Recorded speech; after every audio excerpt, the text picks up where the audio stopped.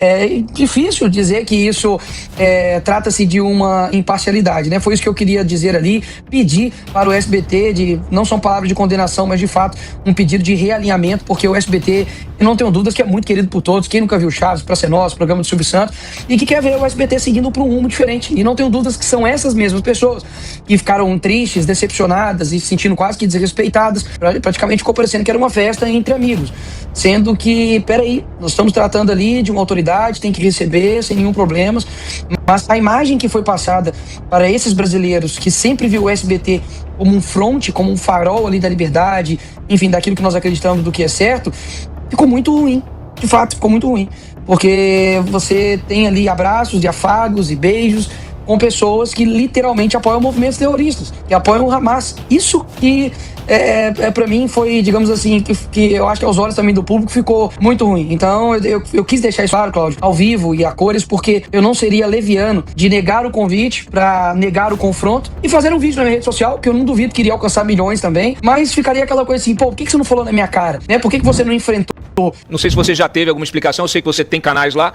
mas eu acho que a gente precisa ainda ter uma compreensão mais concreta do que aconteceu. Ainda parece um mistério essa decisão do Trump. Então, Cláudio, precisamos dividir em alguns pontos, né? Fazendo um retrospecto. Há mais ou menos, não sei, foi 8 meses, eu estive num podcast, né, do PBD, um dos maiores podcasts do mundo, já recebeu o Trump, já recebeu o Mike Tyson, já recebeu, enfim, pessoas, enfim, celebridades de todos os tipos de área. E eu fui convidado para poder estar lá e estava exatamente fazendo, o Patrick estava fazendo essas perguntas para mim. E eu dei uma resposta dizendo o seguinte, olha, eu não quero que o Brasil tenha interferência de nenhum país, nem para poder ajudar a esquerda, nem para ajudar a direita. Por quê? Naquele momento a gente estava falando da interferência que o governo Biden fez nas eleições de 2022, com dinheiro da USAID, etc. Eu falei, olha, percebe que é ruim uma interferência dos Estados Unidos quando é para a esquerda? E eu quero chegar em um ponto que o Brasil fique igual os Estados Unidos. Ninguém, digamos assim, interfere nos Estados Unidos nesse sentido. Eles de fato são soberanos, né? É claro que geopoliticamente você tem alianças, você tem países que também interferem na política interna dos Estados Unidos, mas nem se compara com, infelizmente, aqui com um laboratório, né, geopolítico que é o Brasil para os outros demais países. Então, nesse sentido que eu estava falando. E aí o Patrick fala assim, poxa, mas e aí, o que vocês vão fazer então? Porque se não tiver ajuda dos Estados Unidos, o que vocês vão fazer? Eu falei, olha, eu acredito no poder das pessoas. Eu acredito que o brasileiro precisa ter uma consciência política de mudança. Não tem como ter um Brasil novo sem novos brasileiros. Não tem como. E o que eu fui massacrado, Cláudio, por essa fala, não tá escrito. Então, assim, hoje, infelizmente, como diz o Olavo, a política virou torcida. Né? Você tem que ser torcida, e a política não é torcida, cara. Você precisa realmente fazer uma análise e compreender que tudo que você fala, e principalmente na minha posição, que eu sei que hoje, por exemplo, o meu Instagram é uma ferramenta muito forte. Não é à toa que a esquerda quer derrubar toda semana. Nego quis me colocar na cadeia por post meu.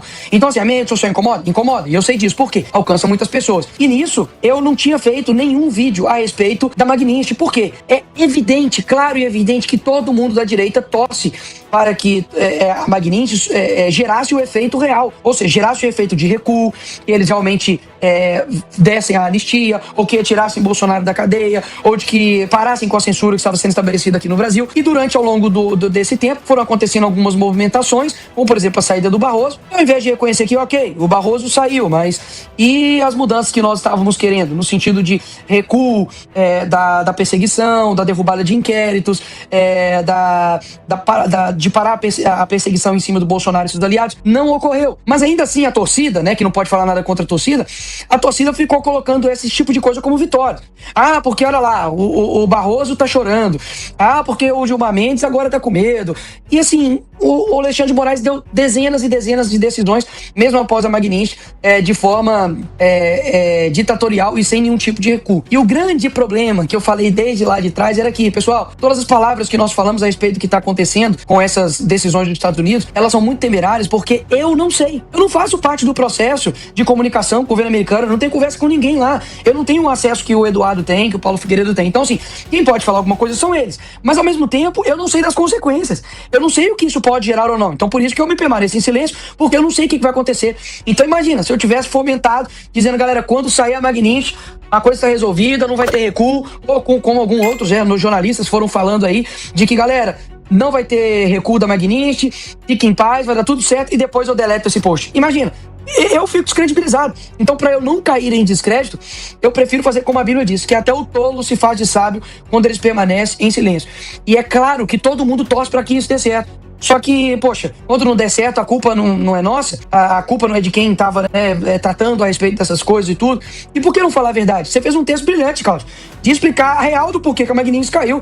Foi Joesley, foi juntamente com André Esteves, foi um establishment que é muito maior do que nós mesmos, que tem interesses primários e que, infelizmente, essas questões que estão acontecendo no Brasil viraram secundárias. Ponto. Então, por que não jogar a real? Perfeito. Você foi muito criticado por não falar nada, e isso foi lido como uma falta de apoio ao que o Eduardo e o Figueiredo estavam fazendo. Agora, como você citou aí, eu fui investigar, pesquisei e publiquei, a gente percebe claramente que há uma teia de relações que a gente desconhece, né? Relações pessoais, ali a filha do Trump com a mulher com a namorada do Vorcaro, por exemplo. Vorcaro. Das relações dos advogados, né? A JBS foi lá, contratou um advogado que é sócio do advogado pessoal do Trump. Então você tem uma rede de relacionamento que nós desconhecemos, né? Relacionamentos que se dão num nível de poder político e econômico que nós nem alcançamos no nosso debate público, porque é geopolítica, né? O genro casado com a Ivanka, o genro do Trump, tem um fundo de investimento com interesses aqui, por exemplo, né? Eles investem aqui do Burger King, por exemplo, né? Então as pessoas estão comendo hambúrguer sem saber o que está por trás de tudo isso. Eu te pergunto ainda nesse ponto, e eu vou transferir para você, Júlia, você acha que o Eduardo e o Paulo Figueiredo, eles foram ingênuos de alguma forma ao entender, ou ao achar que eles poderiam, vamos dizer assim, monopolizar esse canal de comunicação entre um Brasil inteiro, né? Entre um Brasil de bilionários, financistas, banqueiros, industriais, lobistas, né?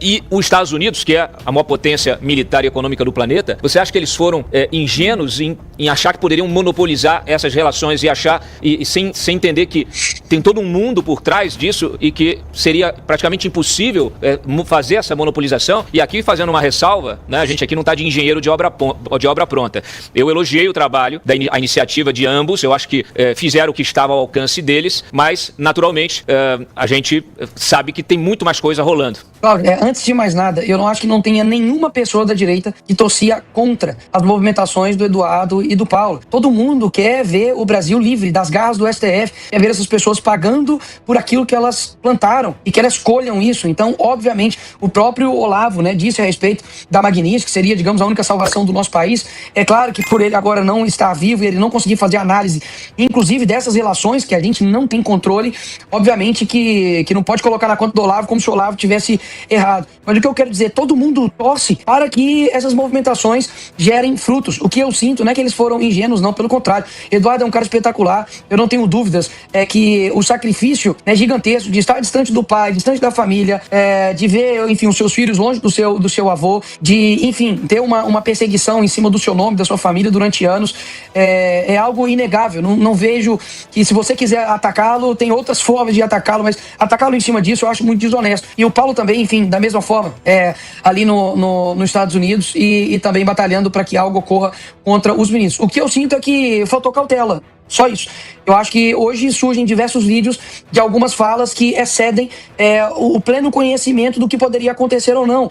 Porque realmente ultrapassa, eu acho que não é nem do Eduardo ou do Paulo, ultrapassa de muita gente. Porque esse grupo seleto que existe, né, no mundo de negociações e de interesses, eles estão num nível muito superior. E eu digo isso porque cada vez vai nos surpreendendo mesmo. O próprio Eduardo disse, olha, se a Magnitsky recuar uns 4 dias antes, né, vai ser uma surpresa. E por que uma surpresa? Porque, de fato, tem coisas que a gente não conhece. Então, eu acho que, sim, eu acho que faltou cautela na maneira como isso é passado, né, ao público. Não é à toa, como eu disse, que houve jornalista que postou que não iria ter recuo da Magnitsky, etc. e tal, prometeu um monte de coisa, e depois teve que deletar esse post, então fica muito feio. E assim, imagina ser eu que faço isso. Eu tomo pancada por não ser cauteloso. Então, da mesma forma como eu preciso reconhecer os meus erros e, enfim, pra gente poder alcançar mais pessoas e não errar, porque nós não estamos num tempo de luxo para cometer erros, eu acredito que também cada um que está numa posição diferente também precisa ter esse tipo de cautela, até mesmo porque cada um exerce um papel. Eu não tenho essa entrada com o governo americano que o Eduardo tem, jamais. O Eduardo é recebido por várias autoridades no mundo inteiro e de fato, muitos na direita também não têm. Então, por isso que a gente zela para que acerte e não erre, porque isso acaba influenciando em toda a direita.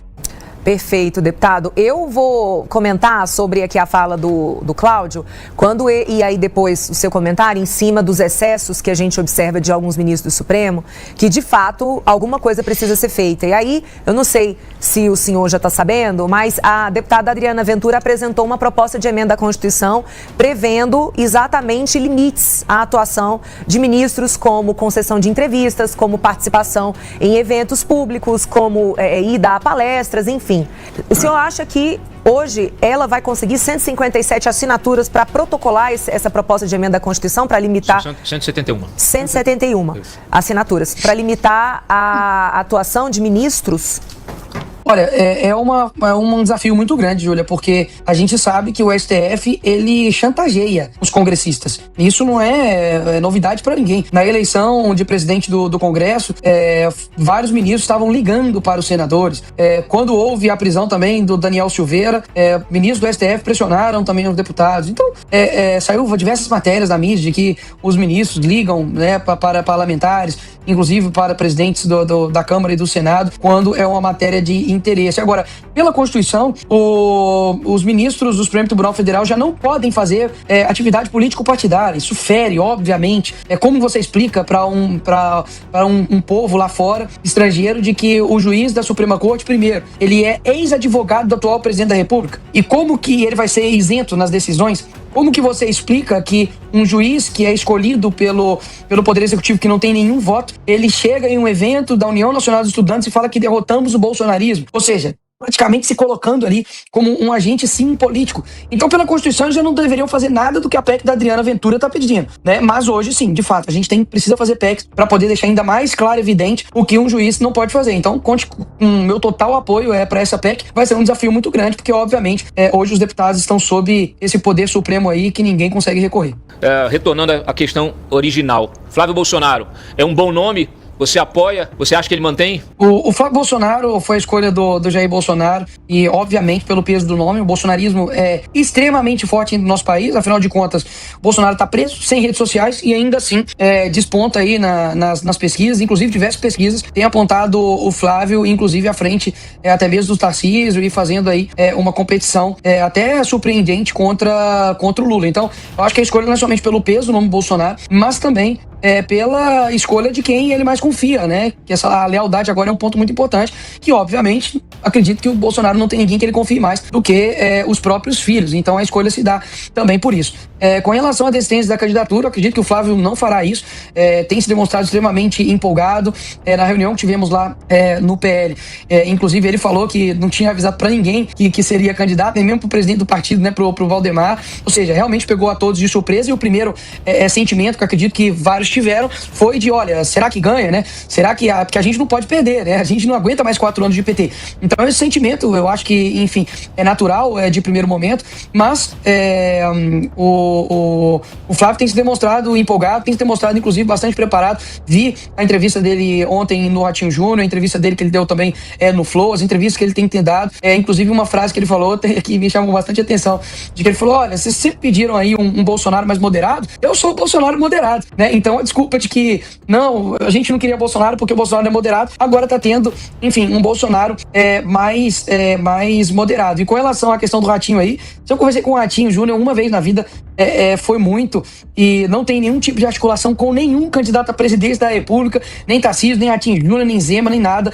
Eu acho que tem muita água para rolar ainda e a gente sabe que as mudanças políticas ocorrem e a gente precisa, de fato, aí fazer de tudo para que o PT não